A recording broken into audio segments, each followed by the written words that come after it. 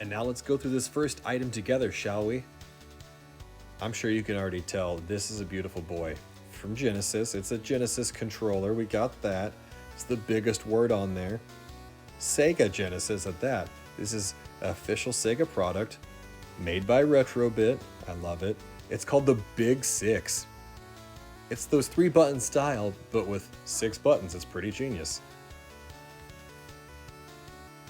And of course you saw it was for Sega Genesis and Sega CD, but that only makes sense. Let's take a look around the sides too. Nothing extra fancy there. It's the Big Six control pad for Sega Genesis and Sega CD, as we talked about. Now it says here that it's inspired by the original Sega Genesis control pad, but it takes advantage of the wide and sleek look of the original, combines it with a 6-button layout of the arcade pad. It also sports a 10-foot, 3-meter cable for larger game areas.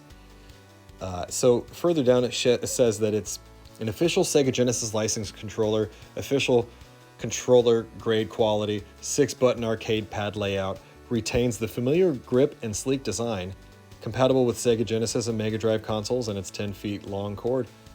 Also 3 meters for those with that measurement system.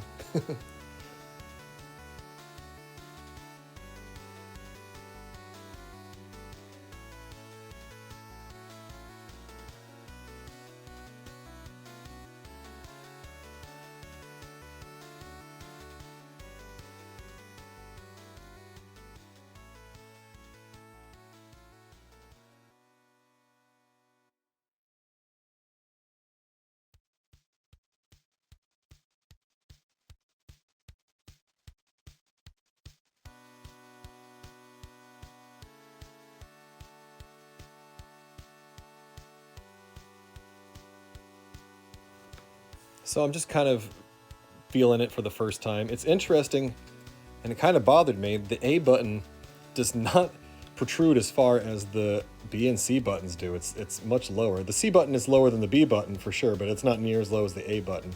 And I'm guessing it's because your thumb just naturally sets there. I don't know. I'm not quite sure. My full impressions of this will be in the review, of course, but I just could not get over that. I thought, oh, maybe it's a fluke and it just has to come down some. But we will definitely talk more about that soon enough. On the top, where there would typically be a mode button, there are now triggers for left and right, and the start button is just above. Sorry, the start button is just above, I should say, the X, Y, and Z buttons there.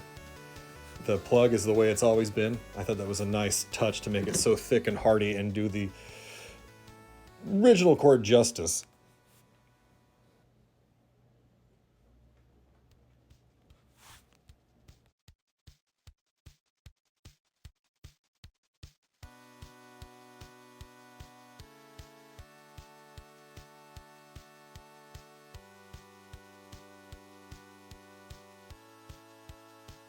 We also have a wireless version of this. It has a lot of the same stuff on the front.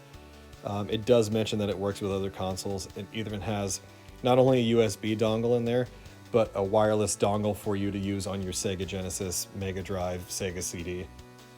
The box is also different. It has like a sliding, like a slipcover on the outside of it. But let's get into what it actually says. This one says it's inspired by the Sega Genesis control pad. The Big Six takes advantage of the wide and sleek look of the original, combines it with a 6-button layout of the arcade pad while adding shoulder and menu buttons for modern gaming. Now, re-engineered for wireless gaming, it comes packed with receivers for gaming on your Genesis console or USB-enabled devices. It includes Sega Genesis and USB wireless receivers, retains a familiar grip and sleek design, has additional home, select, and shoulder buttons, includes a 3.3-foot, 1-meter USB-C charge cable. It's rechargeable 500 milliamp lithium-ion battery, and it's compatible with PC, Mac, Switch, and other USB-enabled devices up to 30 feet and 10 meters in range. This is the one that has shoulder buttons. The wired one does not, because it's only for the Genesis, so it only has the mode button on the top. But this one, you'll see soon, has 2 buttons on the top that look like the mode button, but one is a shoulder button on each side. It's pretty genius.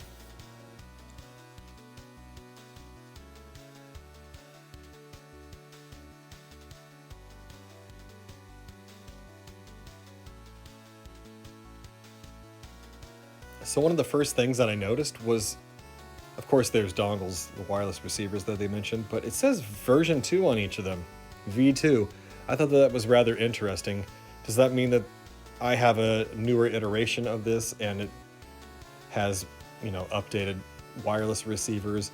Or does that mean that all the prototypes are version 1 and this is version 2 and it's just a production run thing? It's rather interesting. Kind of ugly, but I mean, it's interesting nonetheless. You could definitely go through some methods of removing the print from that if you really cared as much.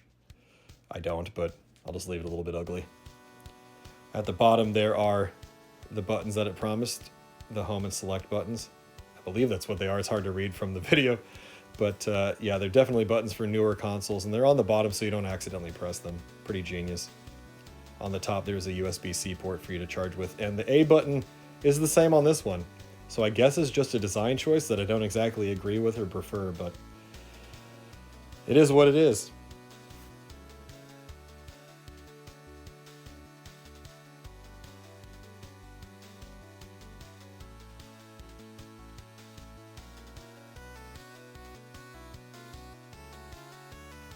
Now we're on the third and final controller that I got from Retrobit.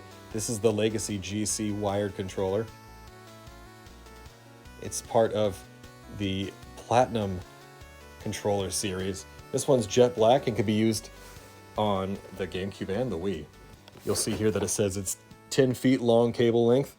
Has some additional macros, some T and C, just says turbo functionality, as well as ZL and ZR dual Z trigger buttons.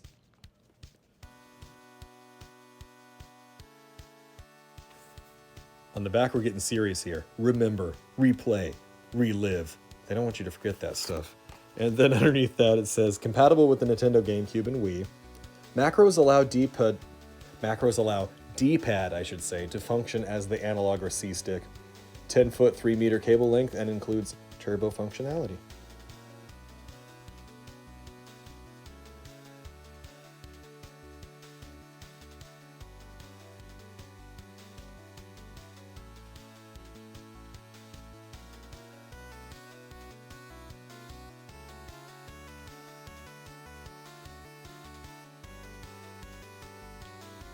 Now, upon touching this, I mean, there's not anything, it's not reinventing the wheel here. This is definitely a design we've seen from, again, I believe, Hori in the past, but they've definitely added some attributes to it that make it a far more modern controller. I definitely enjoy the fact that there's two Z buttons on the top, not interfering with the left and right triggers, and not just being a single Z button that you have to remember which side it's on. Whatever finger is more convenient for you, the left or the right pointer finger, you're going to press the L or the R Z button on that side. It does mention on the back how the macros work. That's a very nice touch that they put it on the back. And there are handles back here, so it's for adult hands, you can definitely grip this, and it's not like so thin like a Super Nintendo controller might be. So I'm sure that there was originally a design purpose for why they made it like a Super Nintendo controller. My heart wants to think that it's because of the GBA player, but I mean, I'm sure you could use it for any amount of reasons. It might be really good for Tetris Worlds on there. I love Tetris Worlds, and having a standard, basic, easy to hold, easy to press button layout for Tetris is probably a whole lot easier than a heavy Wavebird controller like I've been using. So kudos to Retrobit for bringing back not only a style of controller that used to be available for the GameCube, but now is impossible to find, and if you find it, it's overpriced, as well as the Big Six controllers, whether it's modernizing the big controller for people with big hands that like the Duke for the Xbox, for instance. You're going to find a better home with 6 buttons on this Big Six. Same with the wireless one, and working on modern consoles. Subscribe if you'd like. Also, my socials are in the description.